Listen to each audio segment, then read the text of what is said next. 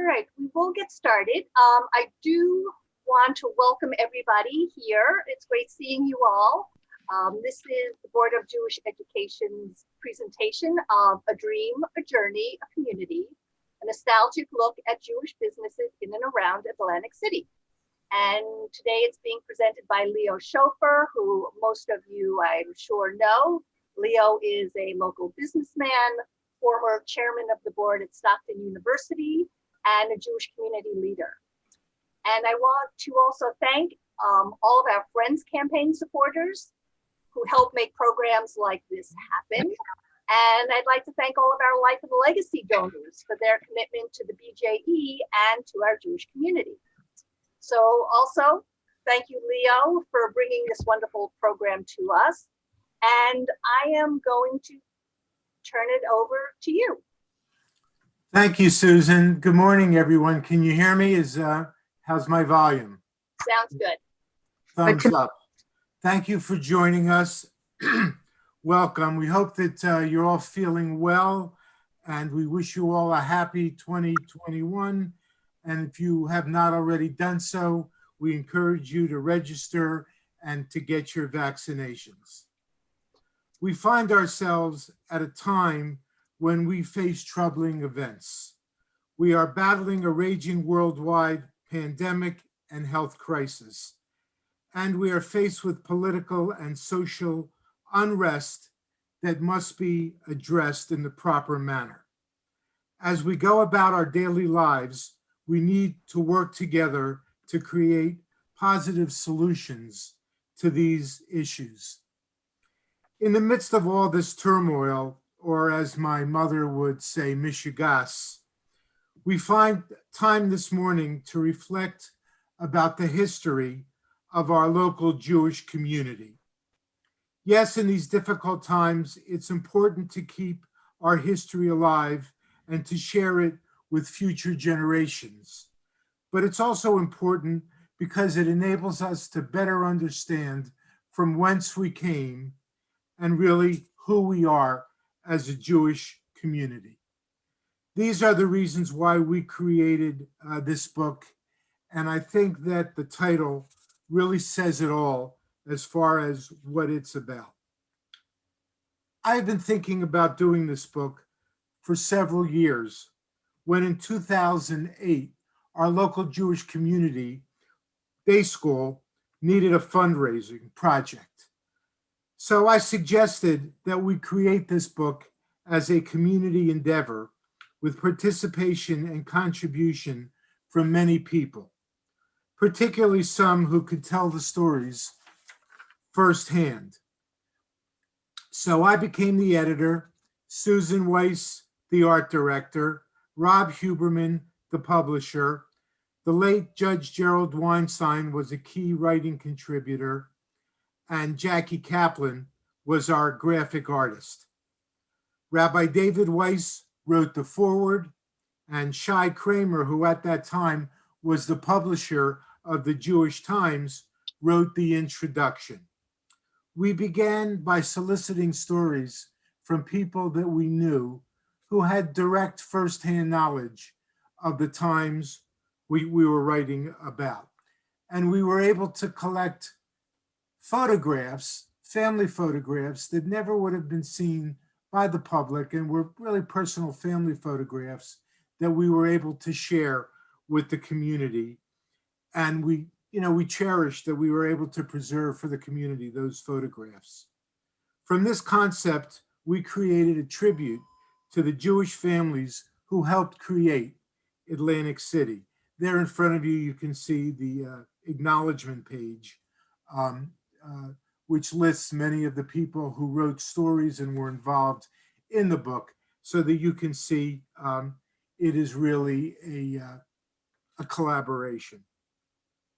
So I have a feeling that many of you, not all of you, but many of you on the Zoom call either went to Atlantic City High School, raise your hand if you did, or grew up in Atlantic County, and you'll be familiar or you'll have memories of some of the stories that I am going to tell and talk about. So I hope that it brings back positive memories for you.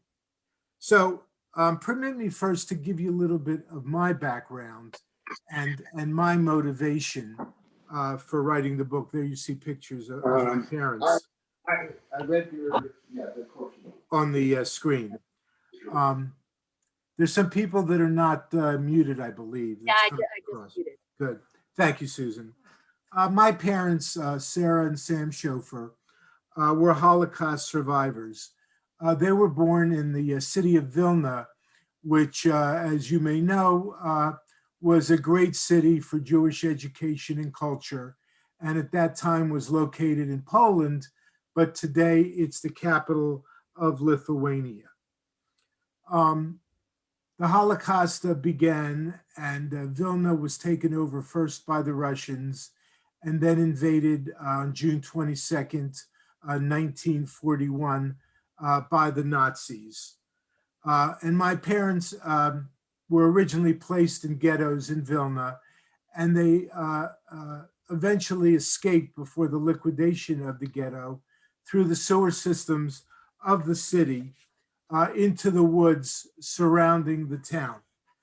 And they survived for several years as partisans fighting the Nazis in the forests of Eastern Europe. After the war, they were placed, like many of their brethren, in displaced persons camps in Germany near the Swiss border. And during those years, they looked for opportunities to continue their lives until they were enabled to emigrate to the United States, which they did in 1948. After a few unsuccessful stops, I'll call it, they found a home in Egg Harbor Township, New Jersey, and they bought a chicken and egg business like many other survivors did. And there you can see a picture of my mother in front of our roadside stand in McKee City. And this location, in case you're interested, is on the Black Horse Pike. There is a Wawa there as you travel to the Hamilton Mall. So they were in the chicken and egg business, but it really wasn't for them. And they ultimately left the farming business to start the next chapter of their lives, which was in the real estate and hospitality business. During our years on the farm, my father had truck delivery routes in Atlantic City. And I would go with him on his delivery truck as he went to these businesses, many of whom were Jewish-owned businesses. And I got a chance to see these businesses through the so-called back door. I went in with my father to make the delivery, and many times the owners of the business, treated me fondly and friendly. And I got to see my father hard at work. And I also got to see firsthand many of these other Jewish families in their different businesses, be they grocery stores or restaurants or rooming houses or whatever, trying to establish a life for their businesses and their families as well. Often on Wednesday nights, that was the night in Atlantic City that some of you may remember, that the stores were open until 9 p.m. And my mother and her friends, and sometimes they took me as a little boy, would visit Atlantic Avenue in Atlantic City and shop at these stores. You see some of them like Hamburgers or Star Hosiery or Blatz to do some window shopping and shopping in Atlantic City. And then they would conclude their evening by going to the Stanley restaurant, which was a Jewish-owned business also, to have a glass of tea and sit around and talk. During the summers, we used to get dressed up and go to the boardwalk and walk along the boardwalk. And there on the boardwalk, there are also many Jewish shops which we visited, and you may remember some of them like Tabor's Toyland or the Needlecraft Shop or Yamron's Jewelers. So as the years went by and I went away to school, I always had a desire to recapture the feeling of those years and those Jewish businesses and those people through stories and pictures. And I finally got to do this with the Jewish Day School project for this book. We have a video version of the book, which we'd like to share with you. But before we do that, I'd like to kind of put everything in perspective by giving you a brief timeline of Atlantic City, and particularly Jewish Atlantic City, to help put all of this in some kind of context or perspective. Atlantic City in our area is relatively young, having been really settled less than 200 years ago. In the early 1800s, the area that is now Atlantic City was really undeveloped. In 1850, Dr. Jonathan Pitney decided that it was a good location for the sick and the infirm. He enlisted a Philadelphia civil engineer whose name was Richard Osborne to map a railroad route to the shore. In 1852, the Camden and Atlantic Railroad Company purchased land for such a railroad. 1 year later, there was a board meeting of the railroad company, and Osborne proudly unfurled this big map he had with the name Atlantic City in gold letters over the part of the Atlantic Ocean bordering what is now Atlantic City. Now, that was in 1852. Believe it or not, we couldn't do this today. 2 years later, in 1854, the first train steamed out of Camden for Atlantic City. They did that in 2 years. Now, keep in mind, if you're traveling from Philadelphia, which many of the tourists to Atlantic City came from Philadelphia, as you know, you first had to take a ferry from Philadelphia to Camden, then you hopped on the train and you came to town.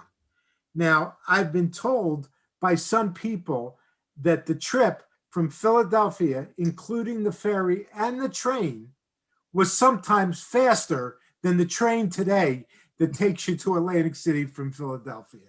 I don't know if that's true, but it's an interesting commentary. In that same year, 1854, the city of Atlantic City was first incorporated. In 1870, the first version of the boardwalk was built, and the purpose, as you may know, was to prevent the guests from bringing sand into the hotel from the beach. So they created this boardwalk as a buffer to prevent that. In 1880, Atlantic City began seeing its first mechanical rides and rolling chairs. So we're now up to 1890, excuse me. And by this time, the city began to welcome a diverse clientele, including working class day trippers from Philadelphia, middle class vacationers, and wealthy tourists who spent the entire season in Atlantic City. The city was called at that time the Queen of the Seaside Resorts and the playground of our country. By 1895, the city was hosting 75,000 visitors, 1/3 of whom were Jewish. And by that time, there were 600 hotels in town. By 1895, that's an incredible advancement in a few decades. By the turn of the 20th century, the first Jewish-owned business on the boardwalk opened at 933 Boardwalk, and that's around the current location of the Hard Rock Casino. It was founded by Martin Mayer, who had immigrated from Hungary about 5 years earlier. It was called Myers Jewelry Store, and it carried jewels and watches catering to the elite clientele who were populating the inlet portion of the city and also visiting the city. Interestingly, the Mayer family would later move to Ocean City and open up a store on the boardwalk across from the Music Pier at 8th Street, and the Mayers became Ocean City's first permanent year-round Jewish residence. In 1890, a gentleman whose name you may have heard, Jacob Bacharach, and two colleagues wrote the Certificate of Incorporation to establish Congregation Beth Israel, the city's first synagogue. And at a meeting at Hockmeyer's Cafe, they elected officers. Less than 3 years later, an incredible accomplishment, they celebrated the opening of their first building, which you see on the screen. That was located at 30 South Pennsylvania Avenue. And many of you probably have driven down that street. The CRDA office is on that street, and this location is across the street from that building. And interestingly enough, I have been in this building many times. It was torn down about 5 years ago, but it really existed up until 2010, which is an amazing fact to think about. So the first president of the congregation was J.B. Cooperman, and he was a dignified, bearded individual who was the owner of a hotel at the corner of Tennessee and Pacific Avenues, which originally was called Cooperman's Hotel and later became the Elberon Hotel. And the story goes is that he was really ahead of his time. He was frustrated by the fact that many of his clientele left Atlantic City to go home for the high holidays, which we all know.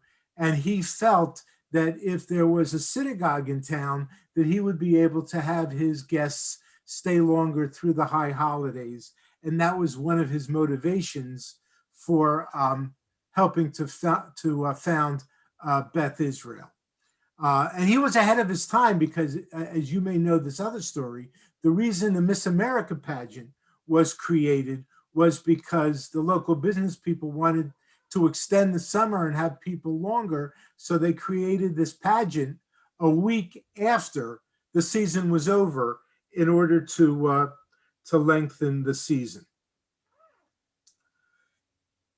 Only 3 years after the opening of Beth Israel in 1896, Atlantic City saw the opening of the first kosher hotel. It was called the Rosenauer Villa, and that was located at St. Charles and Pacific Avenues.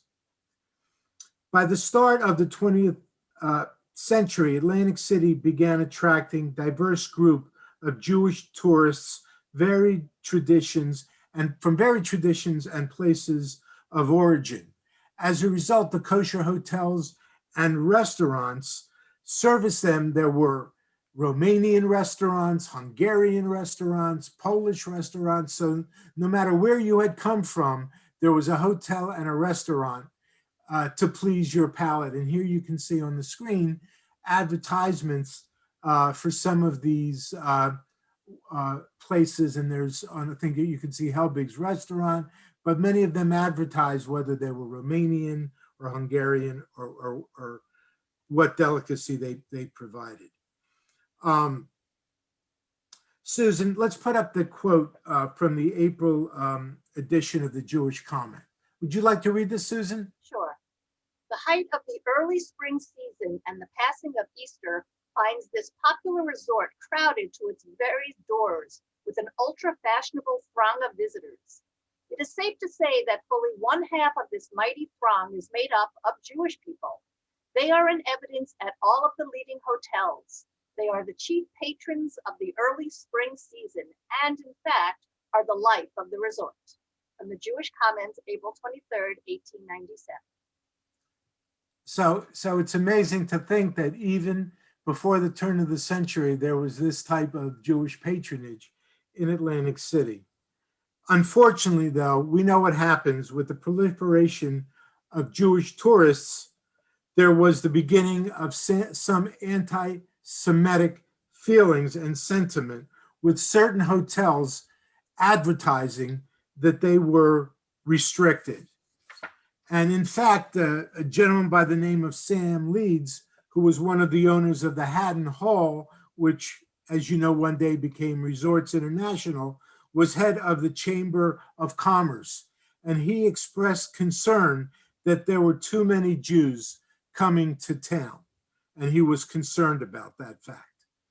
But that did not discourage the Jewish entrepreneurs, and that did not discourage the Jewish tourists, because there were plenty of Jewish establishments to welcome them. By the close of the First World War, Atlantic City was the home to more than 10,000 year-round Jewish residents. Many of these people had come originally as tourists, and then they saw the opportunities and the jobs available to them in Atlantic City, and they came back seeking employment. During the Roaring 20s, it was written that on holidays like the 4th of July, that there were over 250,000 tourists in Atlantic City, with 1/2 of them being Jewish. In 1936, the current site of what was the Revel and now the Ocean Resort Casino was the Rudolph Hotel. It was renamed the Breakers Hotel, and it became the first Jewish beachfront hotel. That was quite an accomplishment, because the hotels that was patronized by the Jews were off the boardwalk, and the hotels on the boardwalk were really geared toward other clientele. But this was a breakthrough in 36 when this became, the Breakers became a kosher hotel. And by the way, I had my bar mitzvah, not in 1936, but many years later, at the Breakers Hotel. And it was the site in my youth of many, many Jewish affairs and bar mitzvahs. A decade later, after the Second World War in 1945, Bess Meyerson became, as you know, the first Jewish Miss America in Atlantic City. Now, in our picture to the right here, that's Vicki Gold Levy, who is an Atlantic City historian of some repute, who you may have heard of, carrying the velvet train of Bess Meyerson. And that's her father, kissing Marilyn Monroe to the left, Al Gold. And Al was the first official photographer for the city of Atlantic City. And so at that time, it's sad to say that some of the judges at the pageant received phone calls urging them not to vote for Bess Meyerson and not to crown a Jewish contestant. But Bess made a strong presentation for herself. She got a lot of support from the local Jewish community, and she was the winner and became the first Jewish Miss America, which in this period, we were just after World War II and just after the Holocaust, although we still didn't call it the Holocaust at that time. And it is written that the Jewish community got a lot of really moral support at that time by the selection of Bess Meyerson as a Jewish Miss America. Over the first half of the 20th century, Atlantic City provided a tourist destination, as I said, for Jewish people of varied backgrounds and social levels, from people who were really struggling and just beginning their lives to the wealthier Jews. And many Jews came to find work in enterprises supporting the needs of the Jewish vacationers. And most significantly, they came to Atlantic City because Atlantic City provided an opportunity for them. And it provided opportunities also for other minorities and immigrant groups. At this point, I'd like to stop and have Susan show us the video that we did of our book. Susan?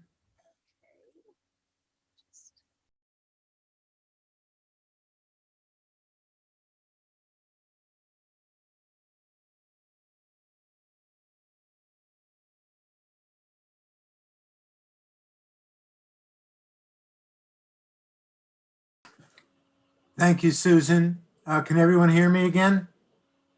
Yes, let's. Susan, can you hear me? Yeah, I can hear you. I just want to get back to our PowerPoint. Well, I hope you all enjoyed our video. And I hope that perhaps you recognized some of the businesses and some of the people that were in the video. And you may not know it, but I'm sure you know many of the children, grandchildren, possibly great-grandchildren of some of the people that are depicted in the book and in that video. And I hope that perhaps it brought you back some fond memories as well.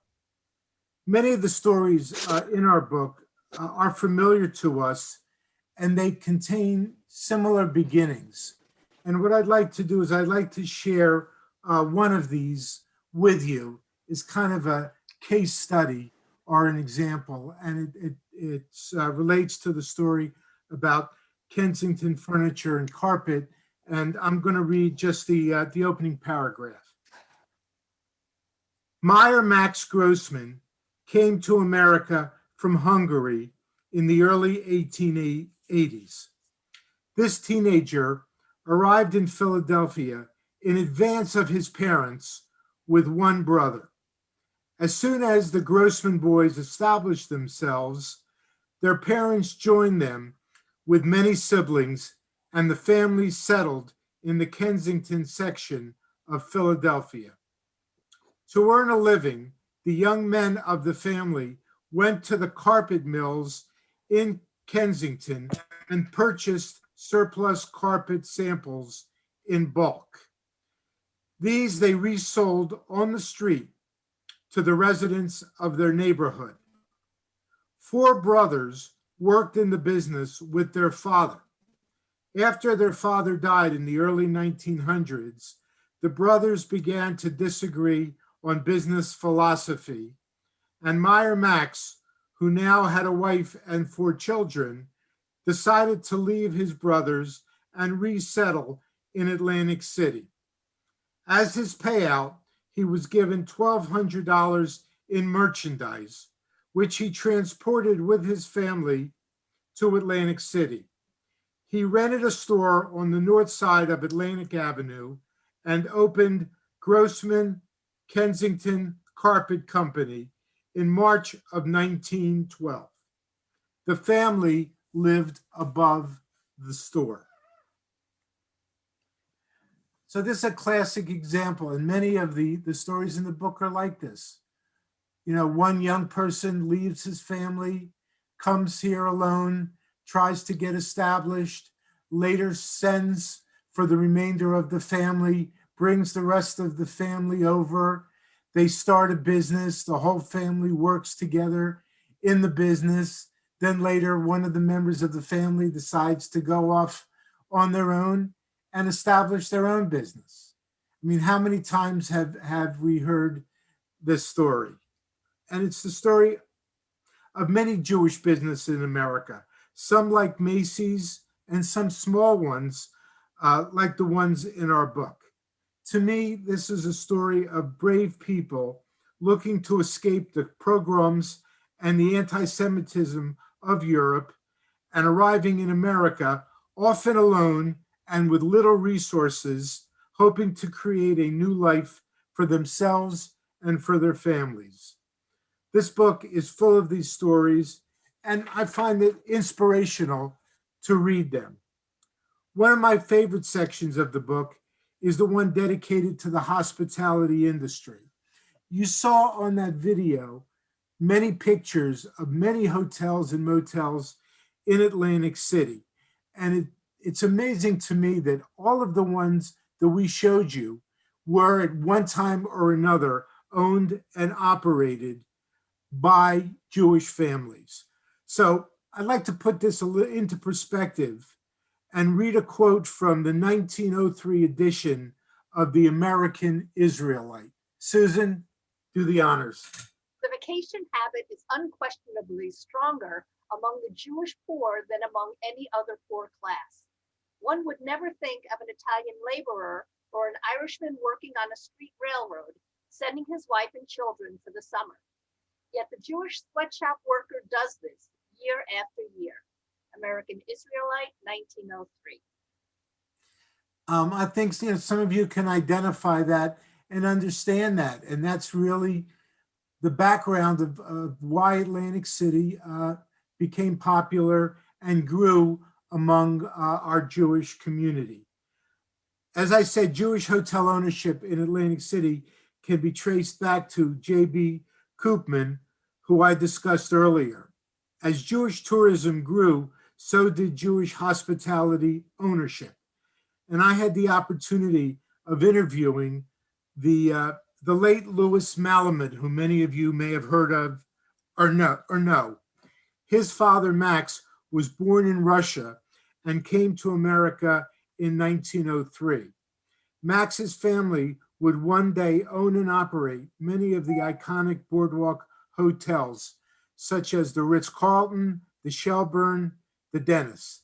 And then they were leaders in the burgeoning motel business with properties like the Saxony, the Lombardy, and the Mount Royal motels.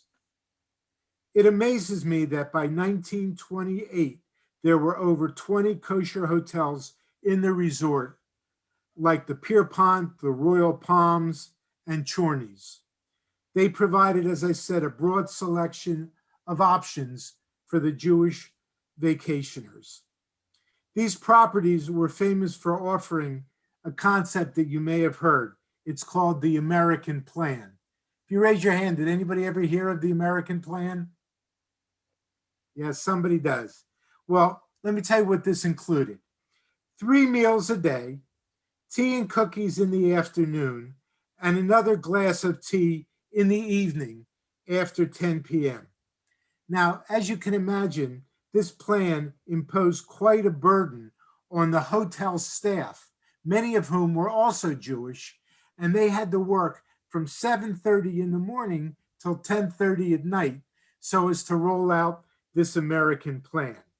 And there was a little bit of a revolt, the story goes, at the Breakers Hotel with these Jewish workers complaining about the long day and how hard they had to work. So leave it up to these people to protest their work hours. And then Max Malamud was forced to introduce a new concept. It was called the Modified American Plan, and it was introduced in 1946 at the Breakers. And the difference with that is there was no longer a lunch. You were on your own for lunch. And not all of the guests liked this because they were used to this American plan and eating and drinking all day. But it gave the workers free time during the day so that they didn't have to work. And I have friends, and I know many people who in their younger days worked as staff in some of these hotels. It's truly remarkable to see how much of Atlantic City's Jewish hospitality industry was owned by Jewish families, names I'm sure you recognize. The Katz family owned and operated the St. Charles and President hotels. The Ashner family operated the Astor, the Pierpont, which you saw in the video, and the Seaside properties. In later years, Sonny Goldberg and Milton Neustaedter became highly prolific motel developers and operated some of their properties, including the Golden Gate Motel, the Deauville, and the Howard Johnson's Regency, which later became the original site of the first Caesars casino property in Atlantic City. After surviving the Holocaust and immigrating to America, Max Gerwitz and his son Ed became very successful motel developers and built some of the era's best-known motels, such as the Pageant and the Four Seasons. Together with fellow survivors George Greenman, they purchased the last kosher hotel that existed in Atlantic City, Teplitsky's, and then together they built the new Diplomat Hotel. My father, who was one of the owners of the Lafayette Hotel in the 70s, also converted that for a time into a kosher hotel because of the number of kosher hotels that had closed, and there was then a need for some more kosher, we'll call it, rooms. Speaking of Holocaust survivors, I was encouraged to include a chapter in the book dedicated to the survivors who came to Atlantic County after the war, seeking a new beginning for their families. And like my parents, many of them began in the chicken and egg business, and you can see some pictures in front of you of some of those. And that picture to the top left was a picture taken in a synagogue in Egg Harbor Township that was founded and created by survivors, and it was called B'nai Israel, but it was fondly called the Farmers Congregation. And the building still sits today and is now the home of a Seventh-day Adventist congregation. But as many of these survivors learned to speak the language and became assimilated into American culture, they went on to other careers in the hotel business, in the retail business, in the apparel business, and others. We included the names of the survivors who resettled in Atlantic County in this book for posterity. And currently, Stockton University at the Holocaust Resource Center has a new project in which it is creating a database trying to secure stories and pictures of as many immigrants as possible who settled in this community after the Holocaust, so that future generations will have a database. And if they want to go back and see who settled here and where they came and what they did, they'll be able to go to the Resource Center at Stockton, sit down at a screen, and do research regarding these survivors. While doing the book, someone came to us and said, you know, this is a great book, and you're remembering all of these wonderful businesses that existed in Atlantic City, but what about the businesses that are still here and that have, you know, survived over these many decades through all of these changes and are still open today? And we said, yeah, that's a great idea. So we did some research and we created a chapter, and you're looking at the cover page called Chai, 18 that have stood the test of time. And what we did was recognize with stories and pictures the 18 Jewish businesses, longstanding businesses that survived and remained open when the book was published some 12 years ago. Unfortunately, some of these businesses that were open then no longer exist today. One of the businesses that is worthy of note is still open today, and that is Salt's paint store, which you may know on Atlantic Avenue, and it opened there in 1908, is still open today, and is probably the longest standing continuing Jewish business in our community, being over 110 years old. As you know, a changing Atlantic City economy and changes in nationwide business marketplaces have caused most of the businesses that we have highlighted to vanish. However, vanishing from operation doesn't mean they have to vanish from our collective memories. And so we have put this book together to pay tribute to these ancestors who helped develop our local culture. And many of these people, as you probably know, also played a major role in the development of our local institutions, both secular and Jewish, including synagogues, hospitalities, and many nonprofit service organizations. So these people, despite trying to make a living and starting businesses and bringing families, played an important part in creating the Jewish culture and the broad Jewish community that we have here, with Jewish older adult homes, with community centers, with different forms of Jewish education, synagogues, as we mentioned. So these people always found the time, despite these difficult years, to give back to the community and to make sure that the Jewish heritage was continued in our community. As you know, there are many other ethnic groups who share this experience, both in Atlantic City and throughout the country. And I'm pleased to tell you that I have, over the years, been asked to make this presentation, similar presentation to this, before various groups, Atlantic County Historical Society, Absecon Historical Society, Brigantine Historical Society, many. And in most cases, I'm not speaking to people who are Jewish, but I'm speaking to a broad range of people, many of whom are non-Jewish. And I have to say that they all have a fond memory of the Atlantic City of these eras.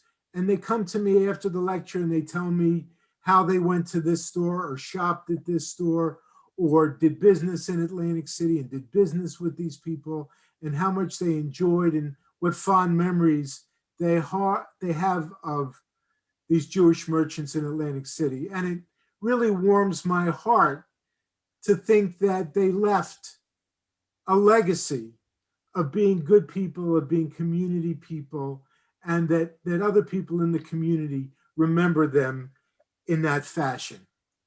So in conclusion, let me just say that I'm glad that we were able to create this book through our collaborative work and to preserve the stories and the images we have here that shaped our local Jewish community.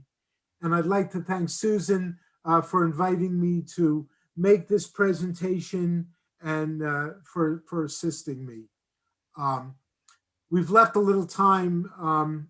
It's almost an hour, but if anybody has experience, had families in this business, would like to say something about this era or this culture, I'd like to open it up, Susan. So before we do, Leo, can you let everyone know, I know there are some books still available, and how the book is still supporting our Jewish community and how they can get a copy? Yes, the book sold out, but I have a limited edition of the books in a box copy. It's a special edition, it's numbered, and it's a special edition. And we have a few hundred of those left. And we are offering those for $54 each. And the money goes to the Jewish Foundation. It goes into a fund, and it preserves Jewish education, providing scholarship money for students at Stockton University who take classes in the Holocaust Resource Center. So if you would like to purchase a book, you can email Susan and we can arrange to have one, and you can make a charitable contribution for it. And what I'll do is I'll send out an email to everyone that received the link stating how they can get the book, how much it is, and also there'll be a link to the video that we showed that's from the book, and also on the BJE Atlantic Facebook page in the next day or so will be a recording of this presentation. So wonderful. if you do want to share it. I'm just, keeping my fingers crossed because technology sometimes has its own mind, but that's the plan. So that's what we'll do. So I'm always a little nervous asking people to unmute themselves because sometimes it gets to be a bit of a balagan, but we're going to do it anyhow. Or you can put a question or comment in the chat box and I can read that. So we do have about 5 minutes if anybody would like to share anything.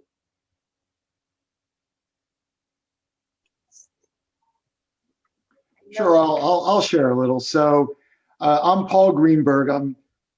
I live up in Connecticut, but I grew up in Margate. And right now, I guess Susan's in a building which has a big picture of my uncle Sam Greenberg in it, who was the athletic director. From a business standpoint, my dad and my grandparents ran an insurance business, which actually insured a lot of the hotels. In fact, you had a little thing with Michael Grossman there. I pulled my high school yearbook because I went to nursery school all the way through high school with Michael from Kensington. And it's interesting. I don't know if your book includes, but I certainly, one of my fondest memories of I guess the Holocaust survivors were the Zuckermans, who had the candy store in Chelsea Heights. I don't know if you remember that one. Sure. The best chocolates ever. So those are kind of my memories, and I certainly, I hear the stories from my dad. My dad's been writing down a lot of the stories, and most of my family had small businesses. They had saloons and things like that, at the turn of the century. Thank you. Paul, I'd like to say that I knew Uncle Sam very well. He was an important person in my life. When I was growing up on the farm, there was somebody who was able to give me a ride to Atlantic City so that I could go to the camp at the Jewish Community Center on Virginia Avenue. And going to that, I met your dad, and he helped me shoot my first Sam, excuse me. Yep, And he helped me shoot my first basketball, and I have fond memories of him. Oh, it's great stuff. I appreciate you putting this book together because, as I say, I'm a couple generations beyond this, but I certainly, most of the grandkids of all these people I went to school with and was friendly with. Just a quick story, if I may. Of course. When I was in law school in 1958, I worked at the Breakers Hotel as a waiter. They had the two-meal plan then, European, and my wife and her family were guests. I met her there, and we've been married for the last 60 years together. Wonderful, wonderful experience. Thank you, and thank you for a wonderful program. Oh, you're welcome. Oh, that's a wonderful story.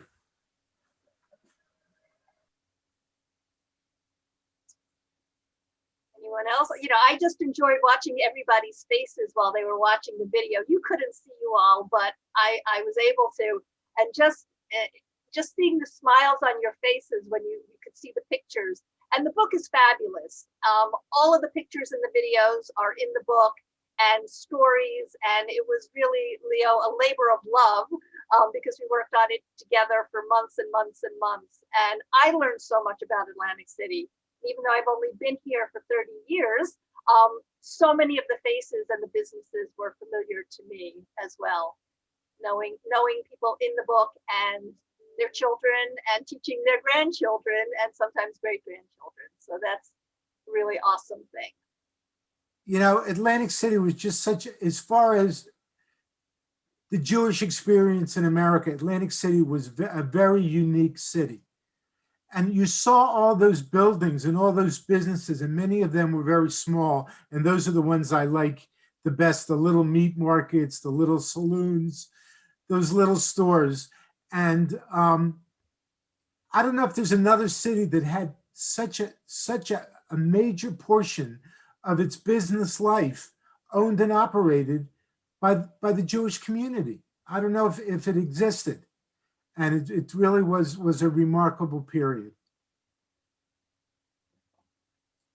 Well, if there's no other sharing, again, I would like to thank you all for being here. for supporting the Board of Jewish Education. We're always appreciative of anything and everything that you do to help keep us going. So thank you all. And Thanks, Susan, Leah. thank you for the great work you do at the Board of Jewish Education. Thank you. It's my pleasure. Bye-bye.